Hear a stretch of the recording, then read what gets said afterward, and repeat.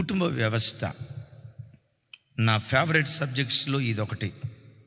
సంఘదిద్దుబాటు, సువార్త కోటాలో వాటితో పాటు నాకు కుటుంబ వ్యవస్థను గురించి చెప్పటం అంటే మహా ఇష్టం. ఎందుకో చెప్పంటారా?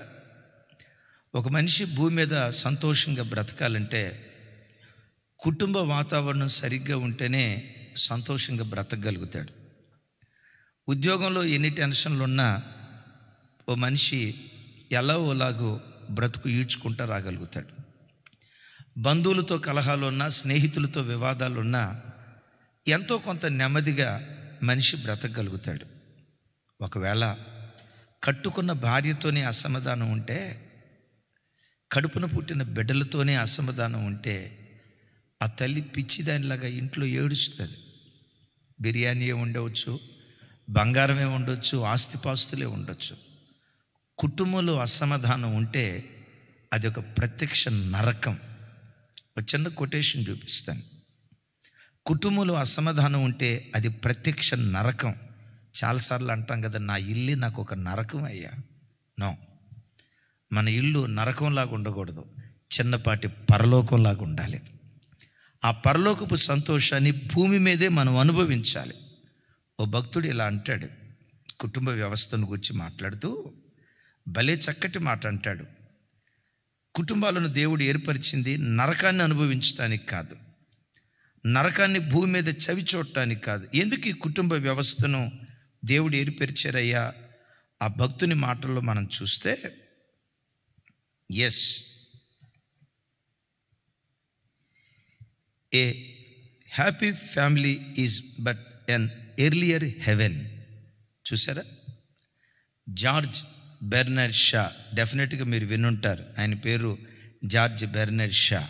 ఆయన అంటాడు, a happy family is but an earlier haven.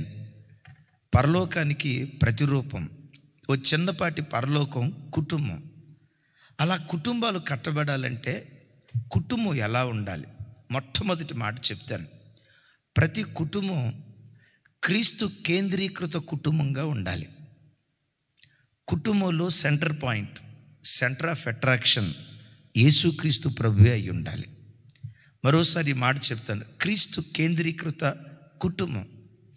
యవన పిల్లలు కానీ, కుమార్తెలు కానీ, కుమారుడు కానీ, తల్లి కానీ, తండ్రి కానీ, దేవుడే నా ప్రపంచం, దేవుడే నా సర్వస్వం. ఈ ప్రపంచంలో ఏ కుటుంబం, ఏ పిల్లలు విహరిస్తూ ఉంటారో, దేవుని ప్రపంచంలో, దేవుడనే వలయంలో ఎవరు బ్రతుకుతారో ఆ కుటుంబీకులు భూమి మీదే పరలోకాన్ని చూడటానికి దేవుడు కృప చూపిస్తాడు. బైబిల్లో కుటుంబం ఉంది, అది క్రీస్తు కేంద్రీకృత కుటుంబం. చూడండి, అపోస్తుల కార్యాలు 10వ అధ్యాయం మొదటి 2 వచనాలు. అపోస్తుల కార్యాలు 10వ అధ్యాయం మొదటి 2 వచనాలు, అలాగే 30వ వచనం. నాతో కలిసి అందరూ చెప్పండి. ఇటలీ పటాలం అనబడిన పటాలములో శతాధిపతి అయిన కొర్నేలి అని భక్తిపరుడొకడు కైసరియాలో ఉండెను. 2వ వచనం, అందరూ పెద్దగా, అతడు తన ఇంటి వారందరితో కూడా దేవుని యందు భయభక్తులు కలిగిన వాడై ప్రజలకు బహుధర్మము చేయుచు అప్పుడప్పుడు దేవునికి ప్రార్థన చేయుచుండెను. అప్పుడప్పుడు ఉందా? ఏమనుంది చెప్పండి? ఎల్లప్పుడూ దేవునికి ప్రార్థన చేయుచుండెను. ఓ మాట అడుగుతా, తానొక్కడే ప్రార్థన చేసేవాడా? తన ఇంటి వారు కూడా ప్రార్థన చేసేవాళ్ళ? సమాధానం చెప్పాలి. తానొక్కడే దేవుని పట్ల భయభక్తులు కలిగి బ్రతికాడా? తన ఇంటి వారు కూడా దేవుని పట్ల భయభక్తులు కలిగి బ్రతికారా? అద్భుతం. తానొక్కడే కాదు సుమి, తన ఇంటి వారందరూ, తన భార్య, తన పిల్లలు ఎల్లప్పుడూ దేవునికి ప్రార్థన చేయువారైతే దేవుడే అంటాడు, కొర్నేలి, నీ ప్రార్థనలు, నీ ధర్మకార్యాలు నా సన్నిధికి ధూపంలాగా చేరాయి. ఈ కుటుంబం క్రీస్తును కేంద్రంగా చేసుకుని బ్రతికినటువంటి కుటుంబం. యవన బిడ్డలారా, క్రీస్తును కేంద్రీకృతంగా చేసుకున్న కుటుంబం యవన పిల్లలు ఎలా ఉంటారో తెలుసా? ఉదయం లేవటంతో ఆ యవన బిడ్డ సెల్ ఫోన్ ముట్టుకున్న దానికంటే, పుస్తకాలు ముట్టుకున్న దానికంటే బైబిల్ ముట్టుకుంటాడు. మనుషులతో మాట్లాడిన దానికంటే మొట్టమొదట దేవునితో మాట్లాడతాడు. ఆ తల్లి తండ్రి పిల్లలు ఆ తల్లి తండ్రి క్రీస్తును కేంద్రంగా చేసుకొని క్రీస్తు కేంద్రీకృత కుటుంబంగా ఉంటే ఆ ఇంటి వారు లేవటంతో దేవుడనే వలయం దగ్గరకు వస్తారు. సాయంత్రం వచ్చారా డ్యూటీలు ముగించుకొని కాలేజీల నుంచి ఆఫీసుల నుంచి రావటంతో క్రీస్తును కేంద్రంగా చేసుకొని క్రీస్తు అనే ప్రపంచంలో విహరిస్తారు. ఓ భక్తుడు అంటాడు, ఏ కుటుంబం కలిసి ప్రార్థిస్తుందో ఆ కుటుంబం కలిసి బ్రతకటానికి దేవుడు కృప చూపిస్తాడు. ఈ మధ్యాహ్నం వాక్యం వింటున్న చెల్లి తమ్ముడు, యవన బిడ్డలారా, ప్రతిరోజు కుటుంబ సమేతంగా కుటుంబ ప్రార్థన చేసుకుంటున్నారా? కుటుంబ ప్రార్థన బలిపీఠం మీలో నిలిచుందా? ఒకవేళ సాతాను పడగొట్టాడేమో. ఈ కుటుంబ ఆశీర్వాద ప్రార్థన దేవుడు ఎందుకు ఏర్పాటు చేశాడో చెప్పమంటారా? పాడైపోయిన నీ ప్రార్థన బలిపీఠాన్ని, పడిపోయిన నీ కుటుంబ ప్రార్థన బలిపీఠాన్ని ఈ ప్రార్థన ద్వారా దేవుడు తిరిగి కట్టాలని కోరుకుంటూ ఉన్నాడు. ఇంట్లో ఉన్న ప్రతి బిడ్డ క్రీస్తును కేంద్రంగా చేసుకొని క్రీస్తు కేంద్రీకృత కుటుంబంగా మన కుటుంబాలు దేవుని సన్నిధిలో కట్టబడును గాక. ఈ కొర్నేలు ఎంత ప్రార్థనాపరుడో ఒక వచనం మీకు చూపిస్తాను, చూడండి.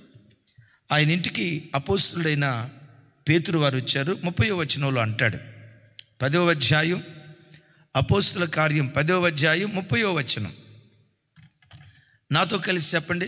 అందుకు కొర్నేలి 4 దినముల క్రిందట పగలు 3 గంటలు మొదలుకొని ఈ వేళ వరకు నేను ఇంట ప్రార్థన చేయుచుండగా.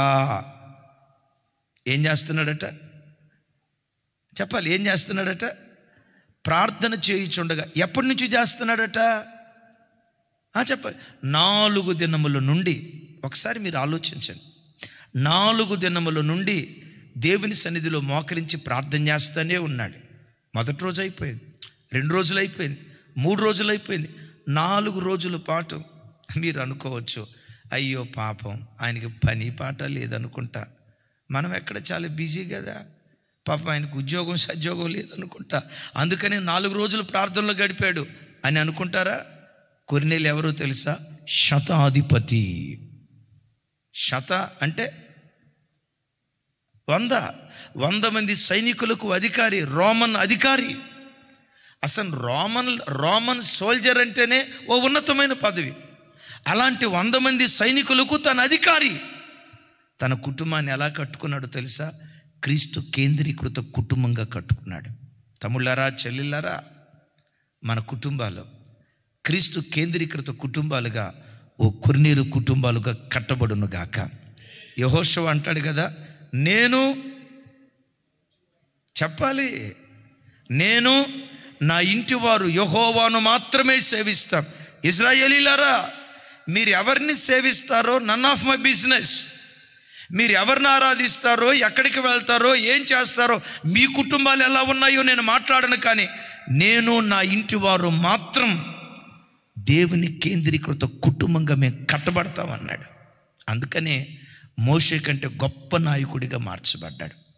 ఒక ఇల్లు ఓ చక్కటి గృహంగా శాంతి సమాధానాలతో చిన్నపాటి పరలోకంలాగా కట్టబడాలంటే క్రీస్తును కేంద్ర స్థానంగా చేసుకొని క్రీస్తు కేంద్రీకృత కుటుంబాలుగా మన కుటుంబాలు కట్టబడును గాక. కొర్నేలి కుటుంబం క్రీస్తును కేంద్ర బిందువుగా చేసుకున్న కుటుంబం కాబట్టే ఆ ఇంటిలోనికి అపోస్తులు వచ్చారు.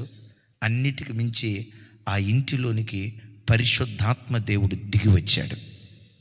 నా చేతులెత్తి మిమ్మల్ని దీవిస్తున్నాను. ఏ స్థలంలో, ఏ గృహంలో, ఏ దేశంలో, ఏ ప్రాంతంలో ఉండి మీరు వాక్యం వింటున్నారో, యేసు నామం పేరిట ఈ మధ్యాహ్న కాలపు వేళ పరిశుద్ధాత్ముడు మీ గృహాల్లోనికి దిగివచ్చును గాక. ఒక్కొక్క కుటుంబాన్ని ఆత్మపూర్ణమైన కుటుంబాలుగా నిశ్చయంగా నా దేవుడు ప్రతిష్ఠించును గాక. ఆమేన్.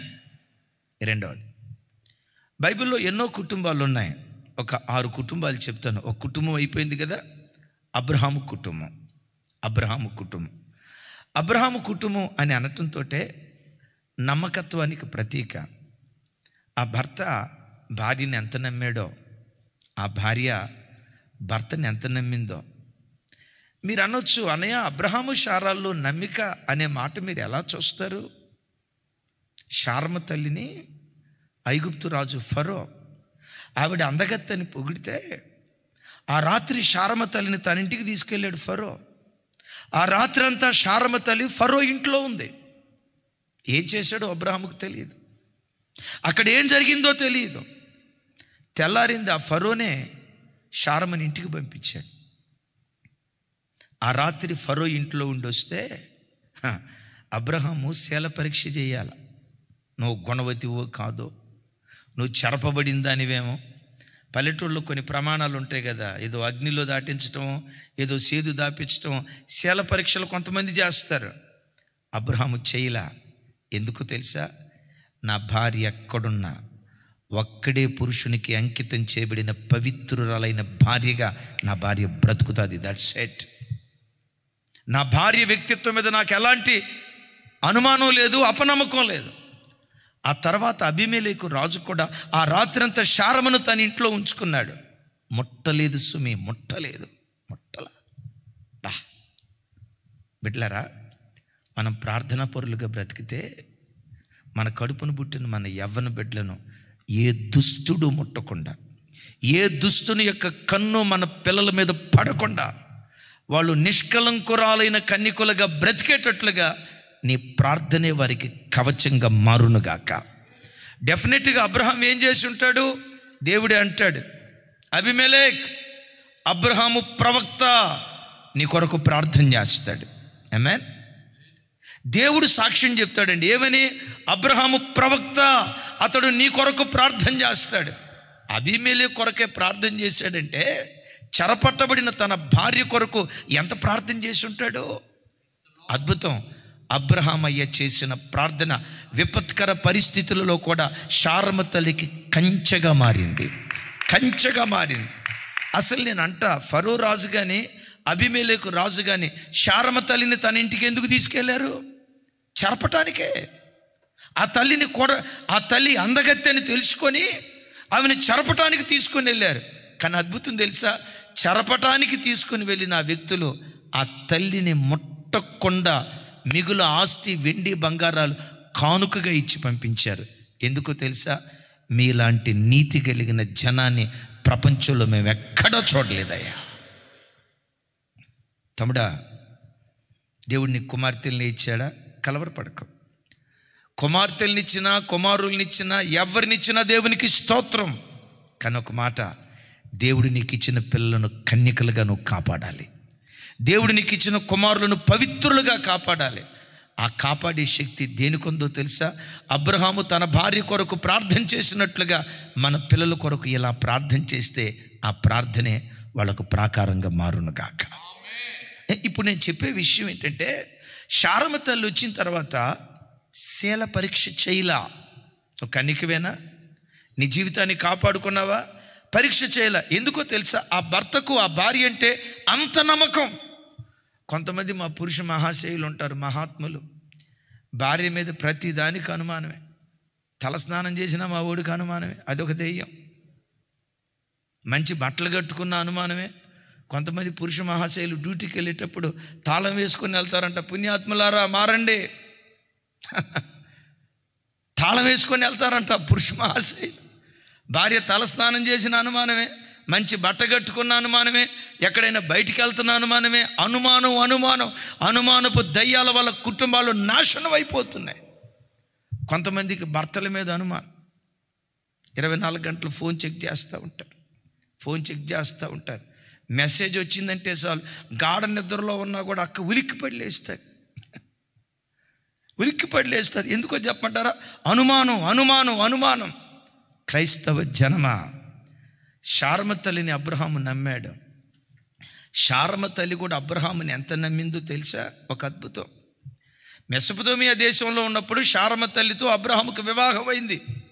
దేవుడు పిలిచాడు, అబ్రహామా నేను చూపించబోయే దేశానికి బయలుదేరని. బయలుదేరమని చెప్పినప్పుడు తన భార్యతో కూడా బయలుదేరాడు.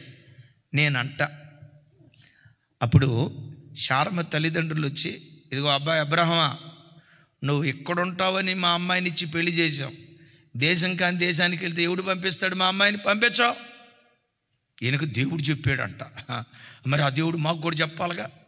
నువ్వు వాడికి తీసుకెళ్ళిన తర్వాత మా కూతురును బతికిస్తావో ఖాళీ పూర్తి చేయండి అని చెప్పండి. ఇవాళ రేపు భార్యాభర్తల మధ్యలో ఈ అత్తమామల ప్రమేయం ఇంటర్ఫీర్ అయ్యి, నువ్వు హైదరాబాదులో ఉంటావని పెళ్లి చేస్తే బెంగళూరు తీసుకెళ్తానంటావా? నువ్వు బెంగళూరులో ఉంటావని పెళ్లి చేస్తే నువ్వు ముంబై తీసుకెళ్తానంటావేంటి?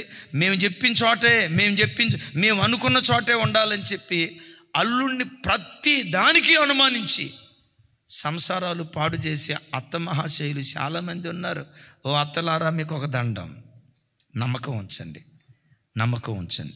ఒకరినొకరు నమ్ముకున్నారు. అబ్రహాము శారాను నమ్మాడు, శీల పరీక్ష చేయలా.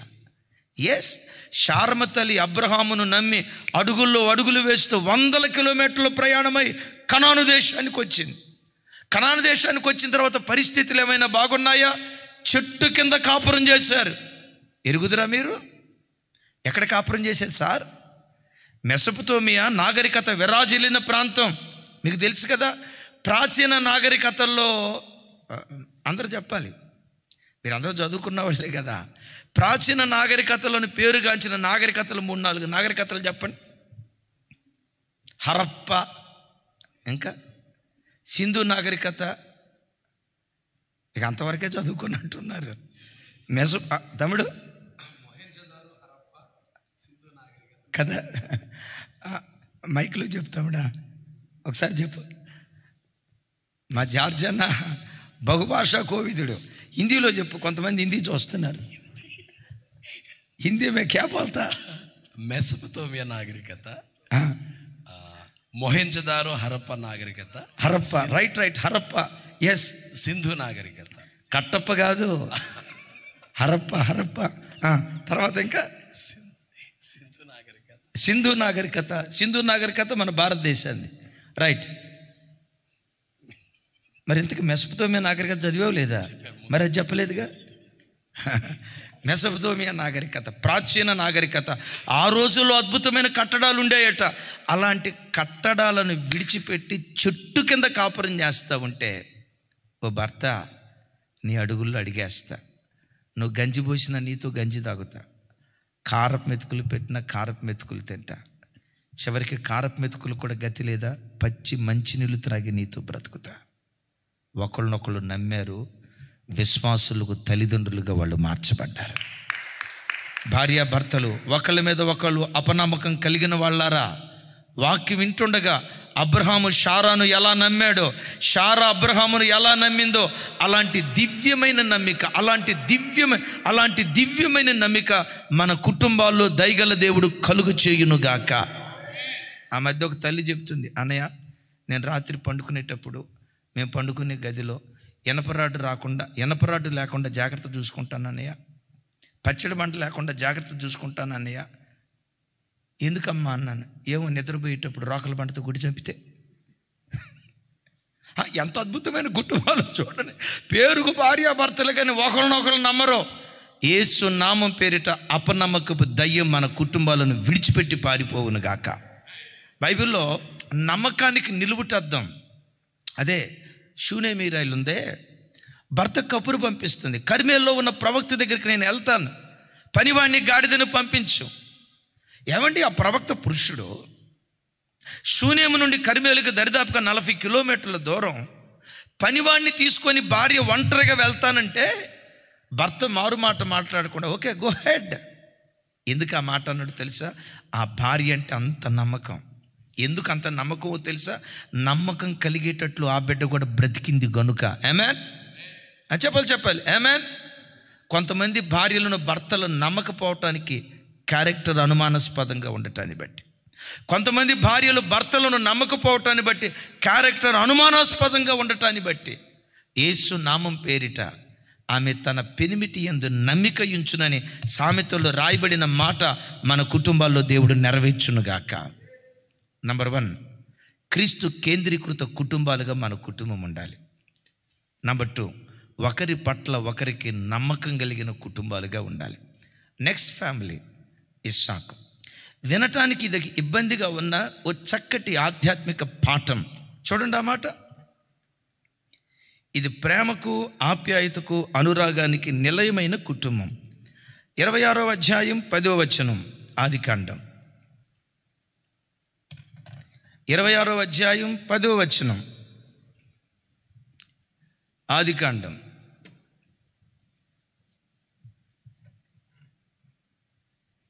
ఇరవై 26వ అధ్యాయం, కొంచెం బ్యాక్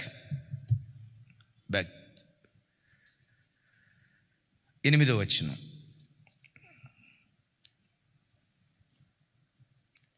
రైట్, వినటానికి కొంచెం ఇబ్బందిగా ఉన్నా తప్పేమి లేదు, బైబిల్లో రాయబడిన మాట. నాతో కలిసి అక్కడ అతడు చాలా దినములు ఉండిన తర్వాత ఫిలిష్తీయుల రాజైన అబీమెలెకు కిటికీలో నుంచి చూసినప్పుడు ఇస్సాకు తన భార్య అయిన రెబెక్కాతో సరసమాడుట కనబడిను.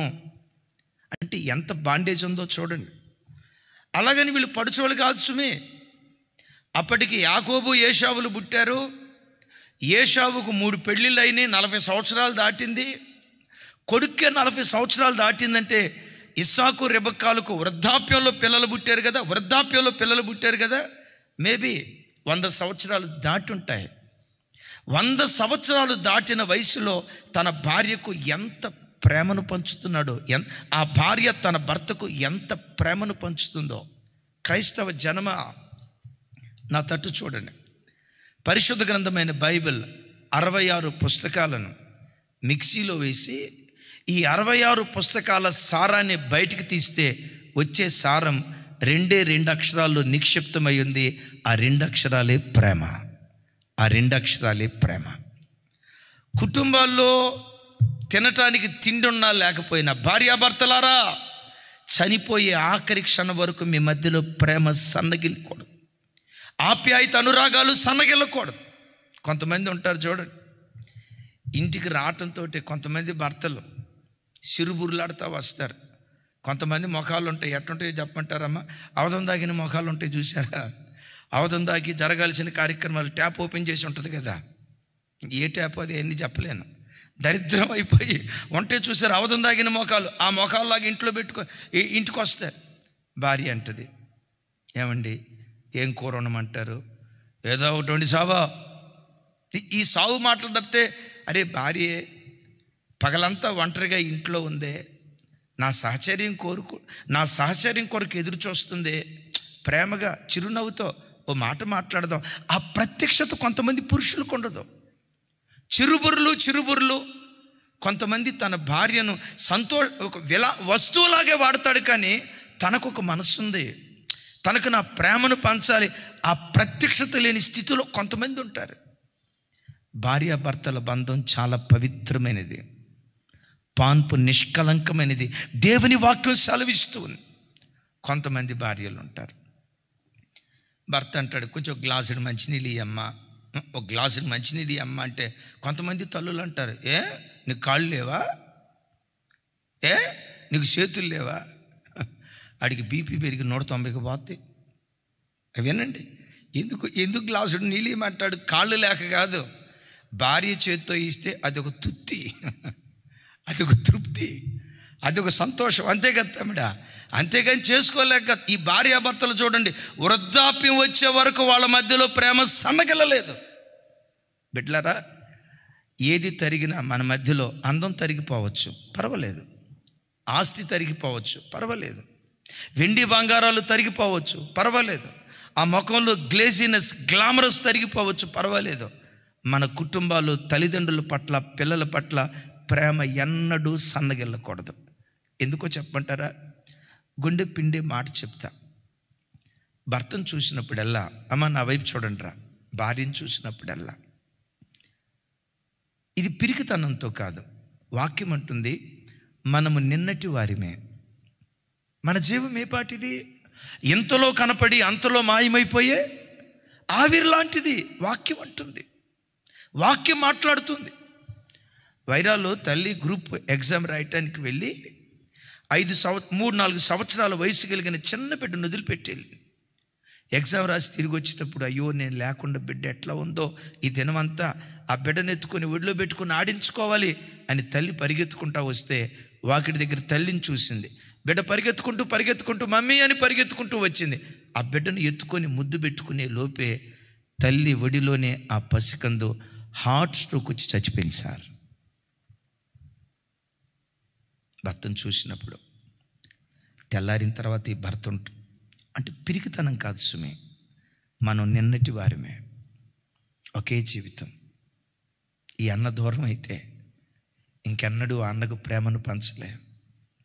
ఈ చెల్లి దూరం అయితే ఇంకెన్నడూ ఆ చెల్లికి ప్రేమను పంచలే.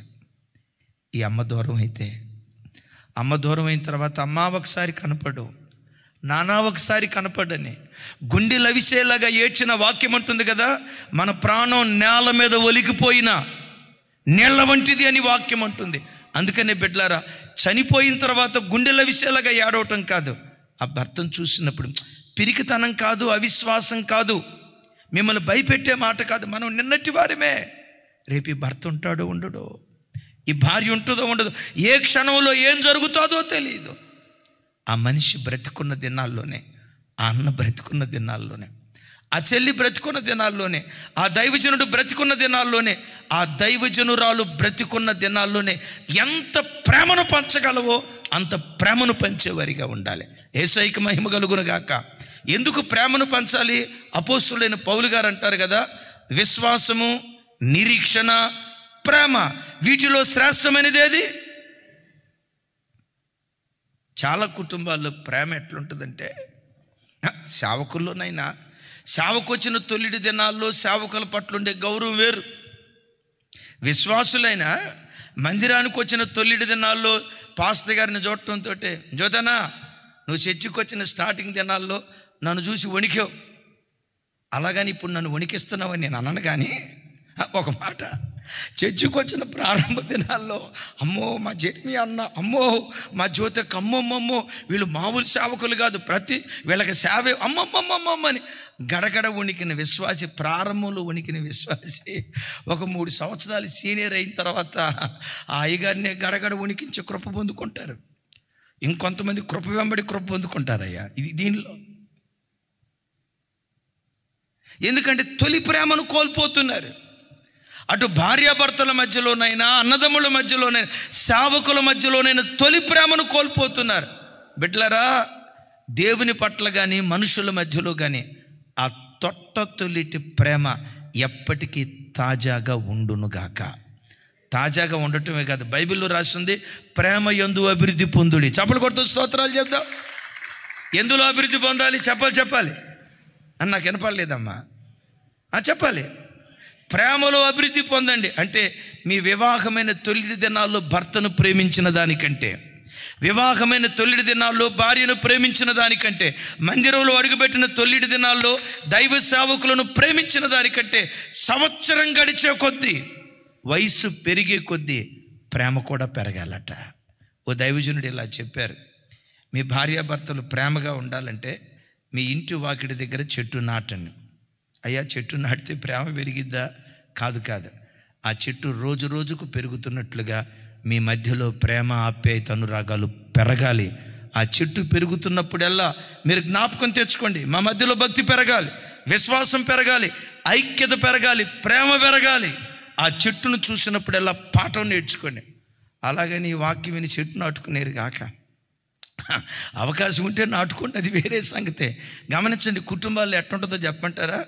పెళ్ళైన కొత్తలో భార్య ఫోన్ నంబరు ఏ పేరు మీద ఫీడ్ చేసుకున్నాడంటే, మై హెవెన్ అని ఫీడ్ చేసుకున్నాడంట.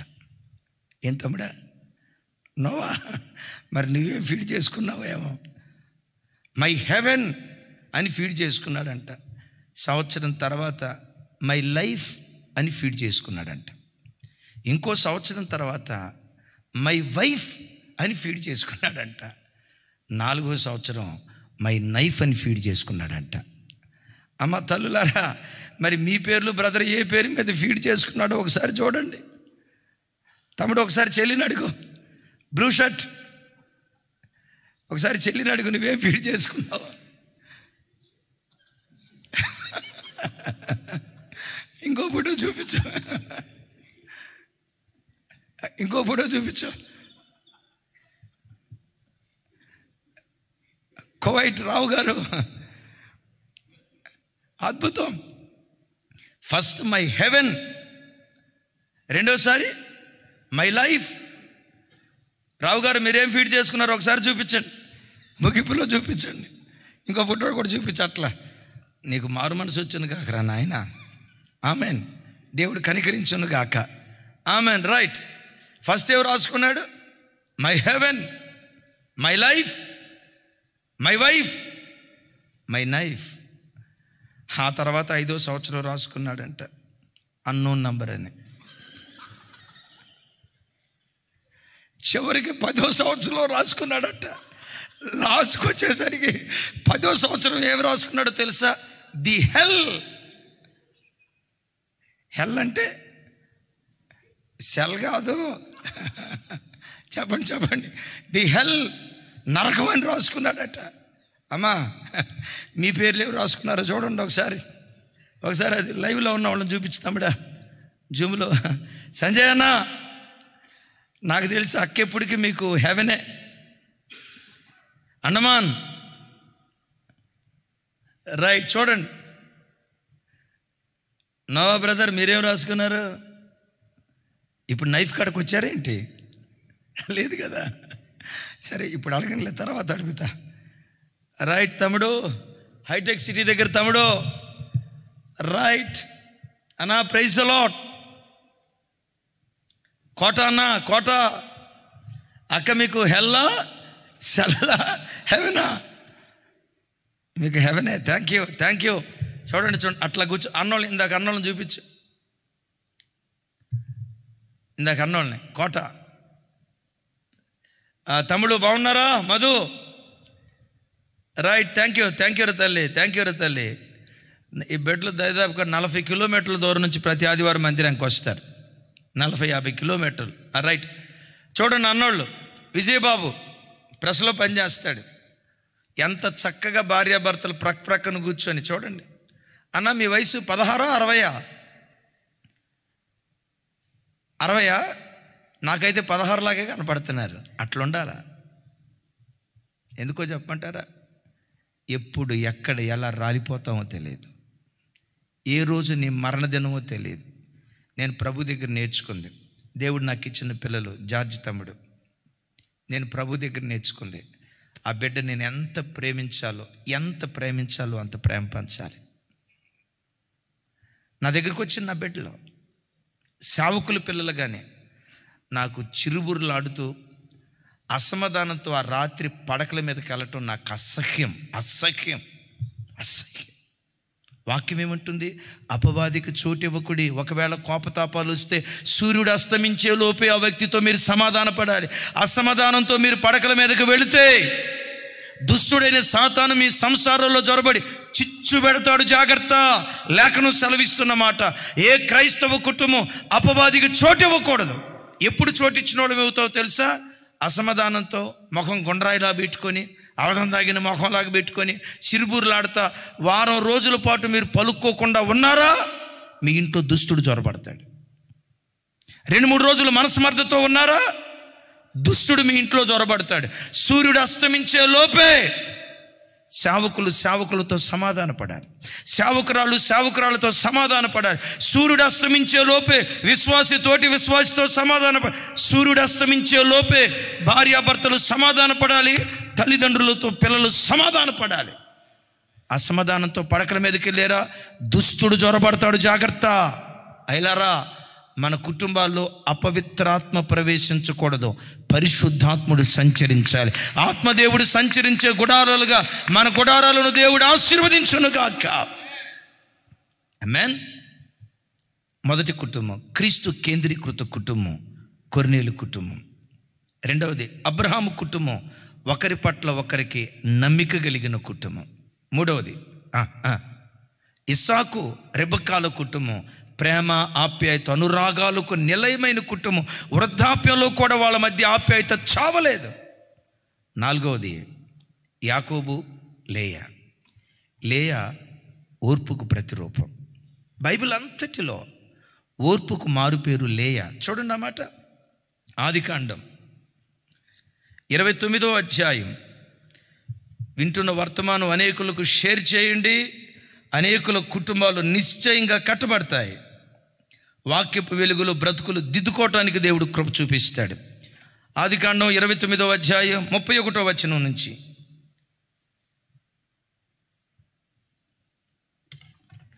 నాతో కలిసి. లేయా ద్వేషించబడుట యెహోవా చూచి ఆమె గర్భం తెరిచెను, రాహేలు గొడ్రాలై ఉండెను. 32వ వచనం. లేయా గర్భవతి అయి కుమారుని కని, యెహోవా నా శ్రమను చూచి ఉన్నాడు గనుక నా పెనిమిటి నన్ను ప్రేమించును కదా అని అనుకొని రూబేన్ అని పేరు పెట్టాను. Next verse 33. ఆమె మరలా గర్భవతి అయి నేను ద్వేషించబడితేనన్న సంగతి యెహోవా విన్నాడు. బిడ్డలారా, మీరు ఎరుగుదురు, యాకోబు జీవితంలోకి లేయమ్మ తన ప్రమేయం లేకుండా అడుగుపెట్టింది. తానేమీ యాకోబును మోసం చేయలేదు. ఒకవేళ మోసం చేస్తే లాబాను మోసం చేశాడు. మొత్తానికి అడుగుపెట్టింది. సుమారుగా 20 సంవత్సరాలకు పైగా, నా వైపు చూడండి, సుమారుగా 20 సంవత్సరాలకు పైగా యాకోబుతో కాపురం చేసింది. ఏనాడు ప్రేమగా మాట్లాడినవాడు కాదు, ఏనాడు ఆప్యాయంగా మాట్లాడినవాడు కాదు. ఏనాడు భార్యను హక్కును చేర్చుకొని తనకు ఒక మనసు ఉంది, నా ప్రేమ కొరకు ఎదురు చూస్తుంది అని కూర్చోబెట్టుకొని ప్రేమను పంచినవాడు కాదు. ద్వేషించేవాడు, భార్యను తృణీకరించేవాడు. నేనంట, ప్రపంచంలో ఏ స్త్రీ అయినా ఎవరి ద్వేషాన్నైనా తట్టుకోగలుగుతుందేమో, కానీ కట్టుకున్న భర్త ద్వేషాన్ని ఏ భార్య తట్టుకోలేదు. ఆ ఇంట్లో అడుగుపెట్టినప్పుడు అత్తమామలు ద్వేషించారు. ఈజీగా దాన్ని భరిస్తుంది సార్. ఎందుకో తెలుసా? వీరేమైనా జీవితాంతం నాతో కలిసి ఉండేవాళ్ళ? నా భర్త నాకు పర్మనెంట్. ఆడపడుచుల పోరు ఒక భార్య తట్టుకోగలదు, అత్తామామల పోరు తట్టుకోగలదు, వదినా మరుదుల పోరు ఎవరి పోరైనా తట్టుకోగలదు, ఎవరి ద్వేషాన్నైనా తట్టుకోగలదు. కానీ ఏ భార్య భర్త ద్వేషాన్ని తట్టుకోలేదు. అది ప్రత్యక్ష నరకం.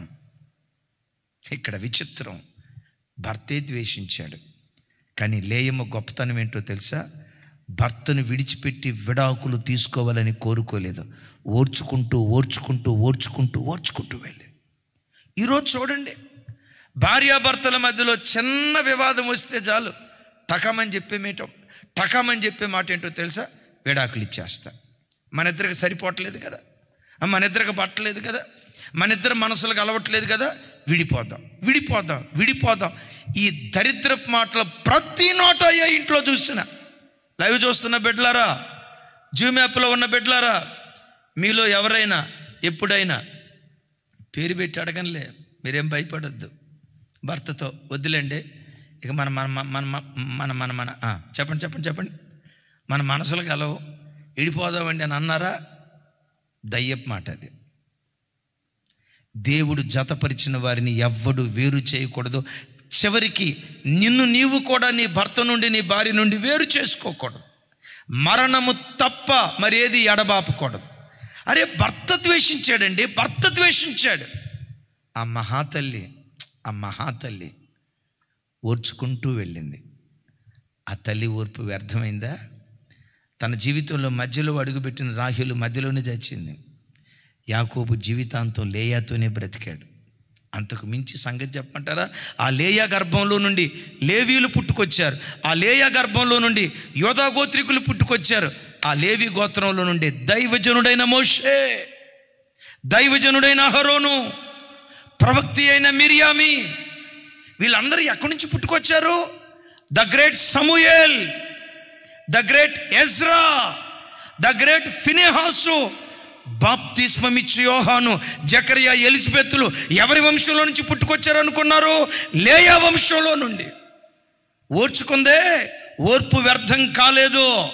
అదే లేయా గర్భంలో నుండి యోధా పుట్టుకొచ్చాడు. ఎస్, ఆ యోధాలో నుండే మహారాజు అయిన దావీదు, సొలొమోను, ఆ మహారాజు అయిన దావీదులో నుండే వాళ్ళు పుట్టుకొస్తూ ఆ మహారాజు అయిన దావీదులో నుండే లోకరక్షకుడైన యేసు క్రీస్తు వారు ఉద్భవించారు. ఆ తల్లి ఓర్పు వ్యర్థమైందా? అయ్యా, అమ్మా, భార్య గయ్యాలిదా? ఓర్చుకో. నీ ఓర్పు వ్యర్థం కాదు. నీ ఇంటిలో నుంచి ప్రవక్తలను దేవుడు పుట్టిస్తాడు, రాజులను దేవుడు పుట్టిస్తాడు, ప్రపంచాన్ని తలకిందులు చేసే వ్యక్తులను దేవుడు పుట్టిస్తాడు.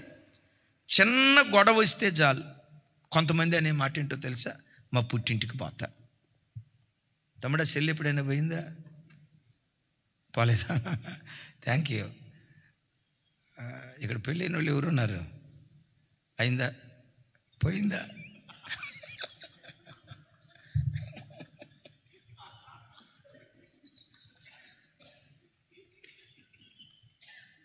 అరే, కొంతమంది తల్లులు కూడా చూడండి, అమ్మాయి వచ్చాయి మమ్మీ, మీ అల్లుడు వద్దంటున్నాడు మమ్మీ, వద్దంటున్నాడు మమ్మీ. ఆడొద్దంటే నువ్వు ఆగుతావే? వచ్చాయి. ఆడొద్దంటే ఎవరిని పట్టుకొని ఆడంటది? ఈ గాడిదలో తల్లేం పెద్ద గాడిద. ఏం చేయాలి? ఒకప్పుడు మీ నాన్నతో కూడా నేను ఇట్లాగే సమస్య ఎదుర్కొన్నానమ్మా, ఓర్చుకున్నా. మన కుటుంబాన్ని కట్టాడు. ఈరోజు మీరు ఈ స్థితిలో ఉన్నారంటే నేను ఓర్చుకున్నా. బిడ్డ, నువ్వు కూడా ఓర్చుకోరా. ఈరోజు చెడ్డోడే రేపు మంచివాడు అవుతాడు. ఈరోజు తాగుబోతాడు, రేపు మంచివాడు అవుతాడు. ఓర్పుతోనే ఈరోజు మన కుటుంబాన్ని కట్టుకున్నా. నాన్న కొట్టాడని, నాన్న తిట్టాడని, నాన్న ఉన్మాదని, నాన్న సాడిస్తాని, నన్ను బాధ పెడుతున్నాడని నేనే గనక దూరం అయితే బిడ్డలారా, మీరు లేకుండా అయిపోయేవాళ్ళరా. ఈరోజు మీకంటూ ఒక భవిష్యత్తు ఉందంటే నా ఓర్పు. అలాగని ఓర్పు భార్యకు ఒకదానికే కాదు సుమి, భర్త తన భార్యను ఓర్చుకునేవాడై ఉండాలి. మీకు తెలుసో తెలీదో, ద గ్రేట్ విలియం కేరీ భారతదేశ నవనాగరికత కాలంలో అపోస్తలుడు, నవీన అపోస్తలుడు విలియం కేరీ. వివరాలు చెప్పడానికి సమయం లేదు. విచిత్రం ఏంటంటే, సేవ నిమిత్తం కలకత్తాకు వచ్చిన తర్వాత భార్య వద్దు వద్దు వద్దు అని అంటూనే మొత్తానికి కలకత్తా వచ్చింది, ఆ గొప్ప దేశాన్ని విడిచిపెట్టి. ఇక్కడ భయంకరమైన పరిస్థితులు. వాళ్ళ కొడుకు పీటర్ చచ్చిపోయాడు. ఆ చిన్నబిడ్డ చనిపోతే తల్లి పిచ్చిదైపోయింది. ఆ కొడుకును సమాధి చేయడానికి ఎవరూ రాకపోతే విలియం కేరీ కడుపును పుట్టిన కొడుకును ఒక భుజాన్ని వేసుకొని, గడగ పొలుగు పార ఇంకో భుజాన్ని వేసుకొని, వర్షం చినుకులు టప టప టప టపమని పడుతుంటుండగా ఆ శవాన్ని భుజాల మీద వేసుకొని సమాధి తీసుకోవటానికి తను వెళ్ళాడు. సమాధి తవ్వటానికి భార్య కళ్ళతో చూసింది. కొడుకు శవం భుజం మీద, గడపొలుగు పార ఇంకొక భుజం మీద. అప్పటికి విలియం కేరీ చలి జ్వరంతో బాధపడుతున్నాడు. సమాధి తవ్వటానికి ఎవరూ రాకపోతే ఆ తండ్రే, అదే భర్తే సమాధి తవ్వుతూ కడుపును పుట్టిన కొడుకును సమాధి చేస్తూ ఉంటే భార్య చూసి తట్టుకోలేక డిప్రెషన్లోకి వెళ్ళి మెంటల్ అయిపోయి కూరగాయలు కోసే కత్తితో విలియం కేరీని కోసేదట, కత్తితో పొడిసేదట, రాయి దొరికితే రాయితో ఇసిరి కొట్టేదట. ఆ భార్య, అది ఫోటో చూడండి. కొంతమంది చరిత్రకారులు చెప్తారు, మేబీ అది నిజం కాకపోయి ఉండొచ్చు. చరిత్రకారులు చెప్తారు, ఏమని చెప్తారంటే, ఆ భార్య పెట్టే టెన్షన్ తట్టుకోలేక జుట్టు ఇట్లా అనేవాడట. ఇట్లని ఈ ప్రాంతపు జుట్టు అంతా ఊడిపోయింది అంటారు. అది అవునో కాదో తెలీదు. ఒక ఆయన వచ్చి అన్నాడట, అయ్యా విలియం కేరీ, అలాంటి గయ్యాలి భార్య కాదా, సారీ మానసిక వ్యాధి, ఓకే, ఇలాంటి మానసిక వ్యాధి కలిగిన భార్య ఎందుకు నువ్వు కాపురం చేస్తా, పంపించేసాయి, ఇంకొక వివాహం చేసుకో, ఆ గయ్యాలి భార్యని ఎందుకు నువ్వు తట్టుకుంటావు అన్నాడట. మంచిదైనా చెడ్డదైనా, సాత్వికురాలైనా గయ్యాలిదైనా, దేవుడు జతపరిచిన వారిని ఏ నరుడు విడనాడకూడదని వాక్యం చెప్తుంది. చెడ్డదైనా నా జీవిత భాగస్వామి, నా శరీరములో సగం అవయవం విడనాడను. ఆ గయ్యాలి కాదు, మానసిక రోగై హింసించేదట. భరించాడు. ఆ విలియం కేరీని ఈ భరతగడ్డకు గొప్ప అపోస్తలుడిగా దేవుడు మార్చాడు. 44 భాషల్లో బైబిల్ తర్జుమా చేసే ఓ గొప్ప దైవజనుడిగా దేవుడు నిలవబెట్టాడు. ఓర్పు కుటుంబానికి అవసరం. సేవకుడికి ఓర్పు అవసరం. తోటి సేవకులు బాధిస్తారు, ఓర్చుకోవాలి. విశ్వాసులు బాధిస్తారు, ఓర్చుకోవాలి. పిల్లలు బాధిస్తారు, ఓర్చుకోవాలి. బైబిల్లో అద్భుతమైన మాట, ఓర్పు గొప్ప ద్రోహ కార్యాలు జరగకుండా చూస్తుంది. ఓ మాట అడుగుతారా, దేవా నా కుటుంబానికి ఓర్పు దయచే. లేయం ఎలా ఓర్చుకుందో అలాంటి ఓర్పు ఒక్కొక్క కుటుంబం మీద నా దేవుడు సమృద్ధిగా కుమ్మరించునుగాక. ఆమేన్. క్రీస్తు కేంద్రీకృత కుటుంబం చెప్పండి. ఏ కుటుంబం? చెప్పాలి. కొర్నేలి కుటుంబం. నమ్మకత్వం కలిగిన కుటుంబం అబ్రహాము షారాలు. ప్రేమ కలిగిన కుటుంబం ఇస్సాకు రెబక్కాలు. యాకోబు లేయాలు. ఓర్పుకు ప్రతిరూపం. ఓర్చుకో. ఆ భార్యే రాగల దినాల్లో నీకంటే భక్తిపరురాలుగా మారిపోతాయి. ఆ భర్తే నీకంటే భక్తిపరుడుగా మార్చబడతాడు. ఎప్పుడూ చెప్తా కదా, ఓర్పు అనే విత్తనం చేదుగా ఉంటుంది, కానీ అది ఇచ్చే ఫలాలు మాత్రం మాధుర్యంగా ఉంటాయి. చప్పట్లు కొడుతూ దేవునికి స్తోత్రాలు చెప్దాం. కొంచెం గట్టిగా ఆమేన్. 5వది, త్యాగానికి ప్రతీక కలిగిన కుటుంబం. మీకు తెలిసి త్యాగానికి ప్రతీకగా ఉన్న కుటుంబం ఏదో చెప్పండి. మీకు తెలిసి అమ్మ ఏదో ఒక రాయండి తల్లి, నిజామాబాద్ తల్లి, ఏదో ఒక రాయండి. తగిలితే తగిలింది, లేతలేదు అమ్మ. ఇంకా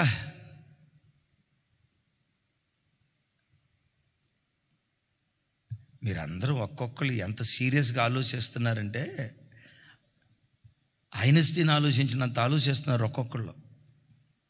తమ్ముడా అన్నా, కంచర్ల వెంకటేష్ అన్నా, థ్యాంక్ యూ. పూణే సుధాకర్ గారు, బైబిల్లో మీకు త్యాగం కలిగిన కుటుంబం ఏది? ఐజక్ గారు, వెంకటేష్, త్యాగం కలిగిన కుటుంబం ఏది? ఒకరికొకరు త్యాగం చేసుకున్న కుటుంబం టకమని చెప్పేస్తా. నయోమి రూతులు. తనకు భర్త చనిపోయాడు. బెత్లెహేములో తనకేమీ లేదు. యవన ఆడబిడ్డలు కోడళ్ళు కన్యకలుగా మిగిలిపోయారు. యవన ఆడబిడ్డలు విధవరాలుగా మిగిలిపోయారు. ఆ తల్లి తన స్వార్థాన్ని గురించి ఆలోచించకుండా వాళ్ళని పిలిచి అంటది. ఏమంటుందో తెలుసా? నా కుమార్తెలారా. ఈ పదం చూడండి. అత్త కోడలను పట్టుకుని అనే మాట, నా కుమార్తెలారా, నేను వృద్ధురాలిని అయిపోయాను. మీరు మీ గృహాలకు వెళ్ళండి. మీ తల్లిదండ్రులు మంచి సంబంధం చూసి మీకు వివాహం మీ లైఫ్ సెటిల్ చేసుకోండి, నా కుమార్తెలారా అని అంటాను. ఒక మాట అడుగుతా సార్, ఒకసారి నా వైపు చూడాలి. అత్త కోడలను పట్టుకొని ఏమంది?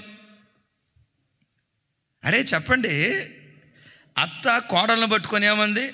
నా కుమార్తెలారా అంటే నా కుమారి. జూమ్లో ఉన్న బిడ్డలు అందరిని అడుగుతాను, పర్వాలేదు మీ అత్తలు పక్కన లేరు అనుకుంటున్నాను, నేను ఉన్నా పర్వాలేదు. మీ అత్తల్లో ఎవరైనా మిమ్మల్ని పట్టుకొని అమ్మా నా కుమారి అని పిలిచిన అత్తలుంటే, మా అత్త నన్ను అట్లా పిలిచిందా అన్న వాళ్ళు చేతులు ఎత్తండి. ఒక్క చేయగొళ్ళే అవలా దేవా. రైట్ ఎవరో అత్తలు 1 2 3 4 చెల్లి తమ్ముడు ఆ చెల్లిని చూపించండి. వాళ్ళు డ్యూటీలో ఉండి వాళ్ళు లైవ్లో ఉన్నారు. డెఫినెట్గా చూపించాలి ఆ ఫోటో. నువ్వు వెతుకుతూనే ఉండు ప్రభురా అక్కడ వరకు చిన్న.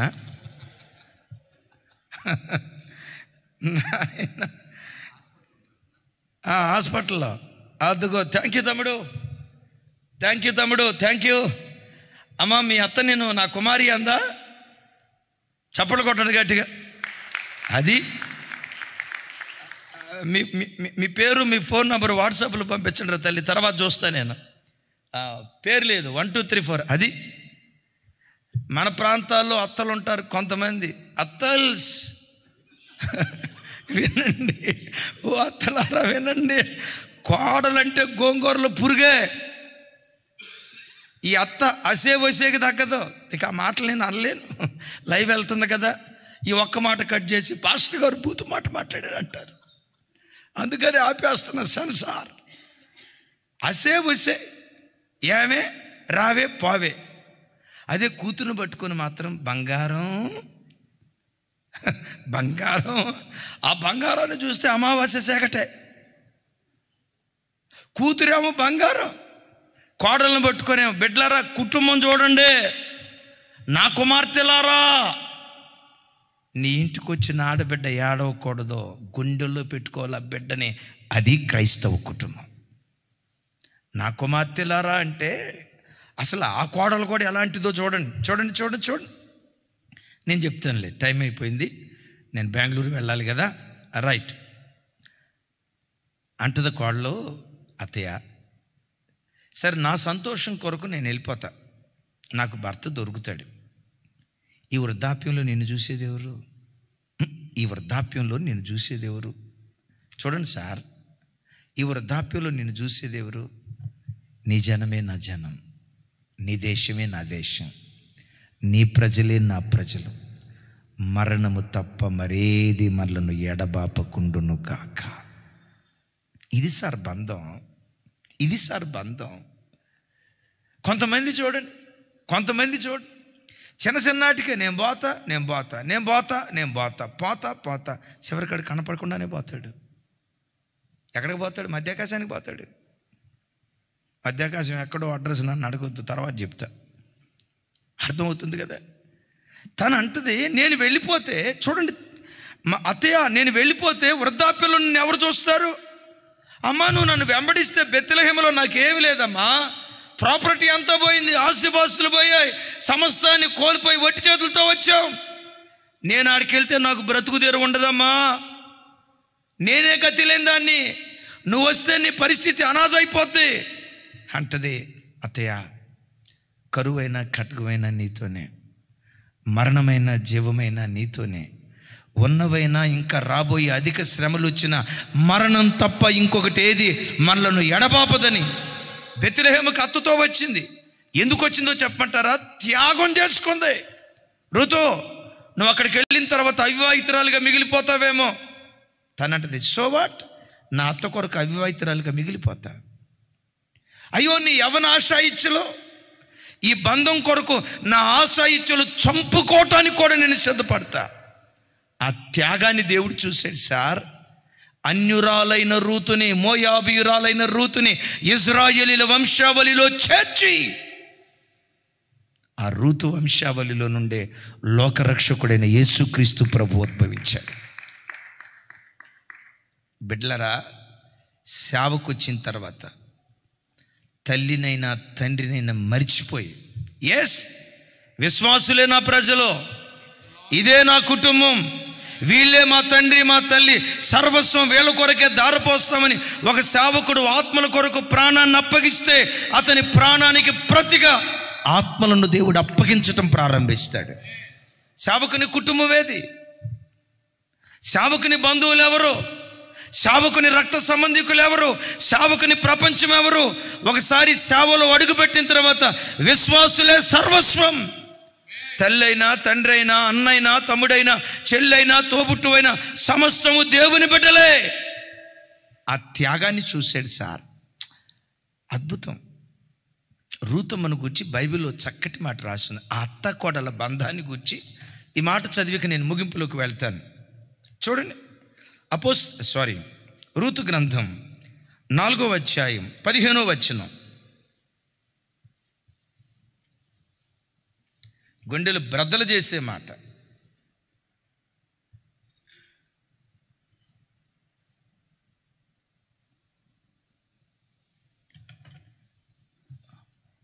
ఆ గ్రామ ప్రజలు, బెత్లెహేము ప్రజలు చెప్తున్న మాట నయోమితో. నాతో కలిసి చెప్పండి. నిన్ను ప్రేమించి 7 కుమారుల కంటే, మరోసారి, నిన్ను ప్రేమించి 7 కుమారుల కంటే నీకెక్కువగానున్న నీ కోడలు ఇతనిని కనెను. ఎలాంటిదట ఆ కోడలు? 7 కుమారుల కంటే నీకెక్కువైంది. అంటే 7 కుమారులు ఒక తల్లికి ఎంత ప్రేమను పంచగలరో ఒక కోడలు తన అత్తకు అంత ప్రేమను పంచింది సార్. ఇదే విన్నారా?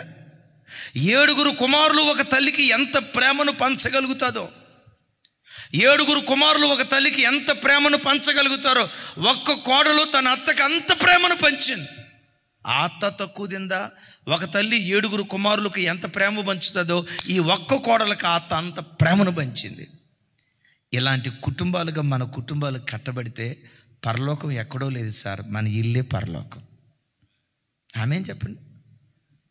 మన ఇల్లు పరలోకానికి ప్రతిబింబం. ఆమేన్. ఇది చిన్నపాటి పరలోకం. ఈ కుటుంబం అనే పరలోకాన్ని అడ్వాన్స్గా రాగల దినాల్లో పరలోకం ఎలా ఉంటుందో రుచి చూపించడానికి కుటుంబ వ్యవస్థను దేవుడు ఏర్పాటు చేశాడు. విన్నారా? 7 కుమారుల కంటే నీకు ఎక్కువైన కోడలు. 7 కుమారులకు ఒక తల్లి ఎంత ప్రేమను పంచుతుందో అంత ప్రేమను పంచింది. ఈ వాక్యం వింటున్న బిడ్డలారా, దైవజనుడిగా దేవుని ప్రతినిధిగా చెప్తున్నా, ఈ వాక్యం అయిపోయిన తర్వాత నీ కోడల్ని కూతురులాగా గుండెల మీద ఆనించుకో. నాకు బిడ్డవరా, జరిగింది ఏదో జరిగింది, ఏవో చిన్న చిన్న మనస్మర్థలు వచ్చాయి, ఇక అట్లా ఉండొద్దురా, అట్లా ఉండొద్దు, నా గుండెలో నేను పెట్టుకుంటానని ఆ కోడల్ని గుండెల మీద హత్తుకో. ఆ కోడల్ని గుండెల మీద హత్తుకో. కోడళ్ళరా, అత్త నీకు తల్లి లాంటిది. నీ తల్లి ప్రతిరూపం వృద్ధాప్యానికి వచ్చింది. ఆ అత్తను గుండెల మీద హత్తుకో, ప్రేమను పంచు.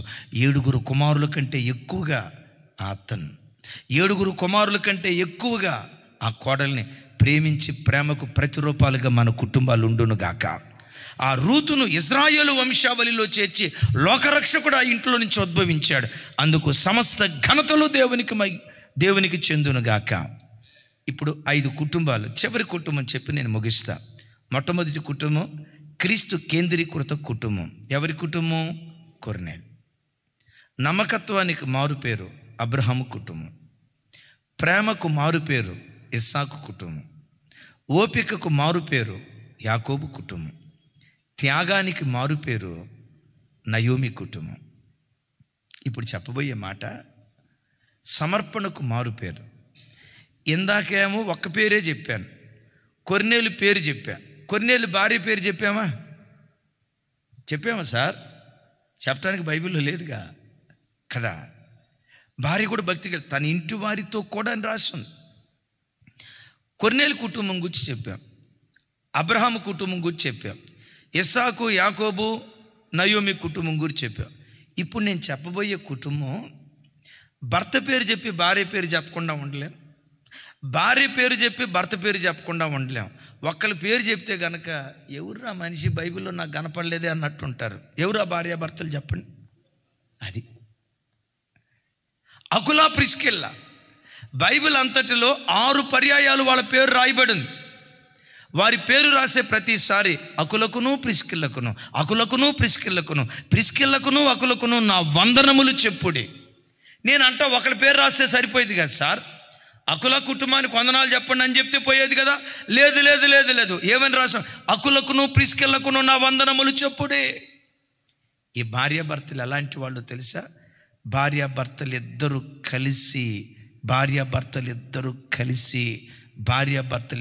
కలిసి దేవుని సేవకునితో అడుగులు వేసుకుంటూ బ్రతికినటువంటి వాళ్ళు. వీళ్ళను బట్టి కొరింథీ పట్టణంలో సంఘం ఏర్పడిందండి. కొరింథీ పట్టణంలో సంఘం ఏర్పడటానికి కారణం అకుల ప్రిస్కిల్ల లాంటి వాళ్ళు. సేవకునితో కలిసి సమర్పణతో భార్యాభర్తలు ఇద్దరూ అడుగులు వేశారు. లైవ్లో చూస్తున్న బిడ్డలారా, మీ ఆత్మీయ తండ్రిగా, మీ అన్నగా నా చేతులు జోడించి బ్రతిమలాడుకుంటున్నాను. ఈ తెలంగాణ గడ్డను క్రీస్తుకు సొంతం చేయాలనే భారమైన మనస్సు దేవుడు మా గుండెల్లో పుట్టించారు. అకులా ప్రిస్కిల్ల లాంటి భార్యాభర్తలుగా మీరు మార్చబడుదురుగాక. అయ్యా, మీ దర్శనంలో మా చేయి కలుపుతాం. ఈ తెలంగాణ గడ్డ క్రీస్తుకు సొంతం కావాలి. ఈ భారత గడ్డ క్రీస్తుకు సొంతం కావాలి. ఈ గొప్ప దర్శనంలో మేము కూడా పాలిభాగస్తులం అవుతాం. మేము ఒక్కలమే కాదయ్యా, అపోస్తుడైన పౌలుకి ఒక్క అకులా ప్రిస్కిల్లా ఉన్నారేమో. ఇమాన్యుయల్ మినిస్ట్రీస్ అని మన కుటుంబానికి, మా భార్యాభర్తలు మేమందరం దరిదాపుగా 1000 మంది లైవ్ చూస్తున్నారు. మా కుటుంబాలన్నీ అకులా ప్రిస్కిల్లాగా బ్రతుకుతామని చేయిలో చేయి కలుపుతారా?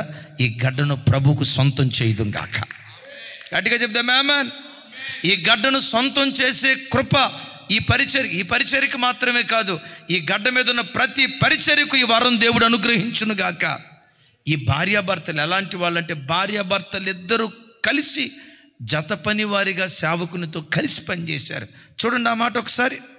రోమీయులకు రాసిన పత్రిక 16వ అధ్యాయం 3-4 వచనాలు.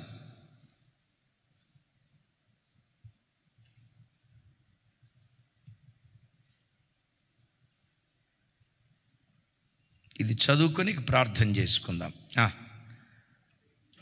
నాతో కలిసి, క్రీస్తు యేసునందు నా జత పని వారైన ప్రిస్కిల్లకును అకులకును నా వందనములు చెప్పుడి. వారు నా ప్రాణమునకు తమ ప్రాణములు ఇచ్చుటకైనా తెగించిరి. మరియు వారి ఇంటునున్న సంఘములకు వందనములు చెప్పుడి. నేను మాత్రమే కాదు, అన్యజనుల్లోని సంఘము వారందరూ వీరికి కృతజ్ఞులై ఉన్నారు. దైవజనుడు ఒక కుటుంబాన్ని గురించి మాట్లాడుతున్న మాట ఏమని? వాళ్ళు నా జత పనివారు.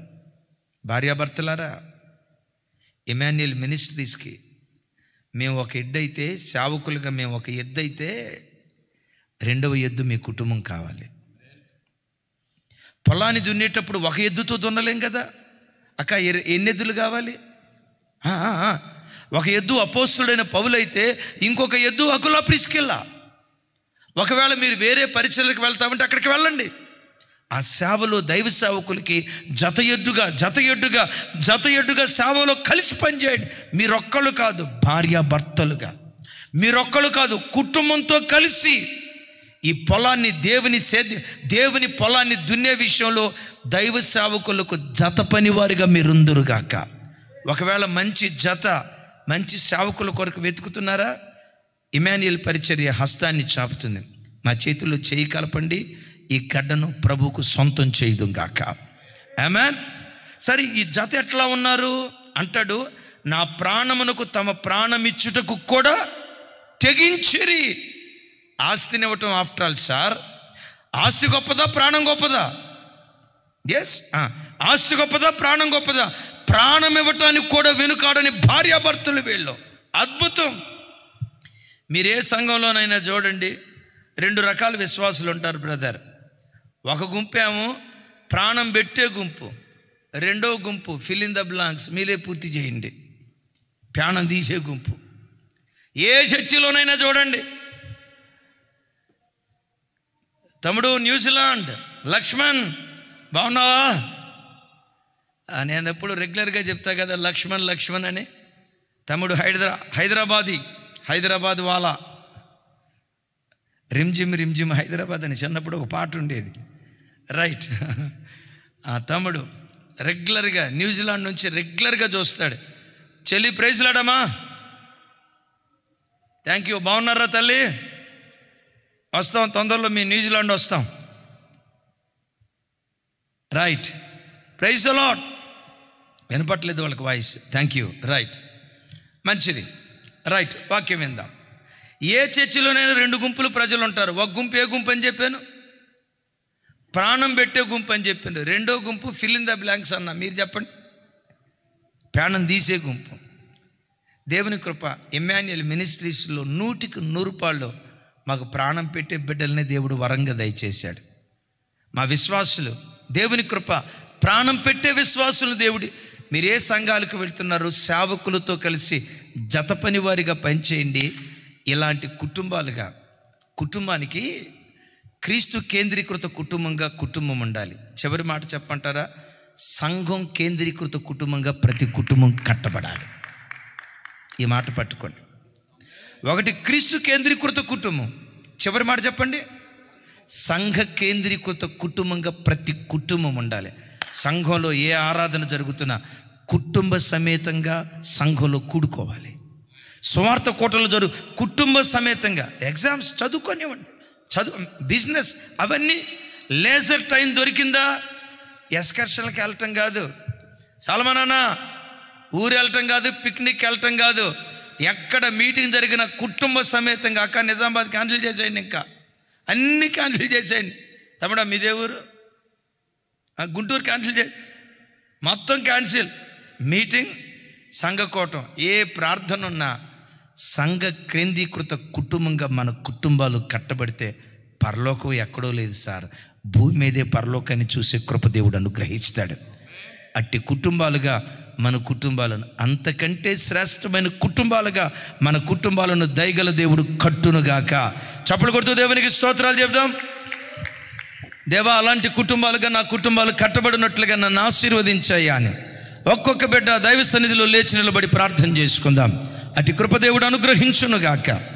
మీలో ఎవరైనా జూములో లాగిన వాళ్ళనుకుంటే ప్రార్థన అయిపోయిన తర్వాత దైవజనులు మీతో మాట్లాడుతూ మీ ప్రార్థన రిక్వెస్ట్లు తీసుకొని తప్పకుండా మీ కొరకు ప్రార్థన చేస్తారు. అది సాయంత్రం 6 అయినా కూడా మీ కొరకు ప్రార్థన చేస్తారు. ఎంతసేపు అయినా మీ కొరకు ప్రార్థన చేస్తారు. ఒకవేళ మీరు జూమ్లో లాగిన్ అవ్వటానికి ఆల్రెడీ ఫుల్ అయిపోయినాయి. జూమ్కి ఒక లిమిటేషన్ ఉంటుంది. జూమ్లో మాట్లాడిన తర్వాత ఎవరంతటా వాళ్ళు ఎగ్జిట్ అవ్వండి. మాట్లాడిన వాళ్ళు తతిమ వాళ్ళు లాగిన్ అవ్వటానికి జూమ్ ఐడి డీటెయిల్స్ ఇస్తారు. ఒకసారి స్క్రీన్ మీద చూడండి. జూమ్ ఐడి స్క్రీన్ మీద దాన్ని క్యాప్చర్ చేసి అది ఒకటి చూపించండి చిన్న పెద్దగా. ఆ ఫోన్లో వాళ్ళకి ఎక్కడ కనపడతాయి అక్షరాలు? ఎస్, 6 కుటుంబాల గురించి మనం విన్నాం. మొదటి కుటుంబం కొర్నేలి, రెండవ కుటుంబం అబ్రహాం, మూడవ కుటుంబం ఇస్సాకు, 4వ కుటుంబం యాకోబు, 5వ కుటుంబం నయోమి, 6వ కుటుంబం అకులా ప్రిస్కిల్లా కదా.